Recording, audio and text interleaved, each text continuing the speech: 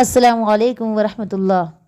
آج میں آپ کے سامنے ایک بہت ہی پیاری حدیث پیش کروں گی۔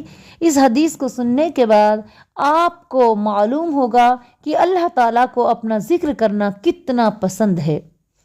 حضرت ابو ہریرہ رضی اللہ تعالیٰ عنہ سے روایت ہے کہ انہوں نے کہا کہ رسول اللہ صلی اللہ علیہ وسلم نے ارشاد فرمایا، اللہ تعالیٰ کے کچھ ایسے فرشتے ہیں جو رات دن راستوں اور گلی کوچوں میں پھرتے رہتے ہیں اور ذکر کرنے والوں کو تلاش کرتے رہتے ہیں، تو جہاں کہیں بھی ذکر الہی کی مجلس کو پاتے ہیں کہ وہاں کے لوگ اللہ کو یاد کر رہے ہیں، تو وہ فرشتے دوسرے فرشتوں کو آواز دے کر بلاتے ہیں کہ تم اپنے مقصد اور حاجت کی طرف آ جاؤ۔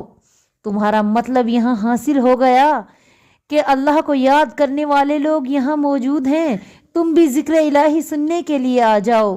فرشتے وہاں جمع ہو کر دنیا سے آسمان تک ان کے گرد منڈلاتے رہتے ہیں اور ان کو گھیر لیتے ہیں۔ جب یہ فرشتے اللہ کے پاس جاتے ہیں تو ان کا پروردگار ان سے دریافت کرتا ہے، حالانکہ وہ ان سے زیادہ جانتا ہے کہ میرے بندے دنیا میں کیا کر رہے ہیں۔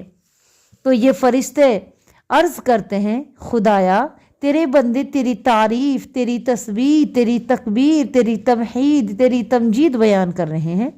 تو اللہ تعالیٰ فرماتا ہے کہ ان بندوں نے مجھے دیکھا ہے؟ تو فرشتے جواب دیتے ہیں کہ تیری ذات کی قسم اب تک تو انہوں نے آپ کو نہیں دیکھا۔ اس وقت اللہ تعالیٰ ان سے فرماتا ہے کہ اگر وہ بندے مجھے دیکھ لیتے تو کیا ہوتا؟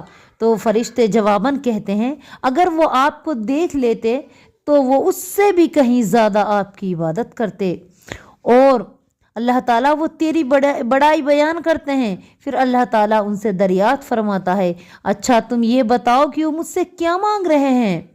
تو فرشتے جواب میں عرض کرتے ہیں، وہ جنت کا سوال کرتے ہیں، اے خدایا تو ہمیں جنت میں جگہ دے۔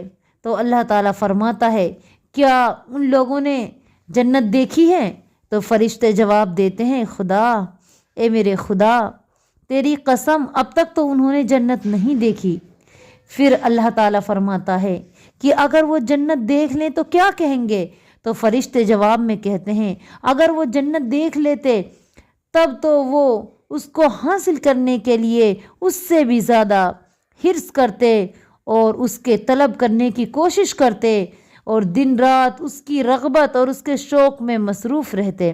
پھر اللہ تعالیٰ فرماتا ہے کہ تم یہ بتاؤ وہ کس چیز سے پناہ مانگتے ہیں؟ فرشتے جواب میں عرض کرتے ہیں، وہ جہنم کی آگ سے پناہ چاہتے ہیں۔ اللہ تعالیٰ فرماتا ہے، کیا ان لوگوں نے جہنم دیکھی ہے؟ تو یہ فرشتے جواب میں کہتے ہیں، اے اللہ انہوں نے جہنم نہیں دیکھی۔ اللہ تعالیٰ ان سے فرماتا ہے، اگر وہ جہنم کو دیکھ لیتے تو ان کی کیا کیفیت ہوتی؟ تو یہ فرشتے جواب میں عرض کرتے ہیں، اگر وہ لوگ جہنم کو دیکھ لیتے تو بہت زیادہ اس سے بھاگتے اور بہت زیادہ اس سے ڈرتے رہتے۔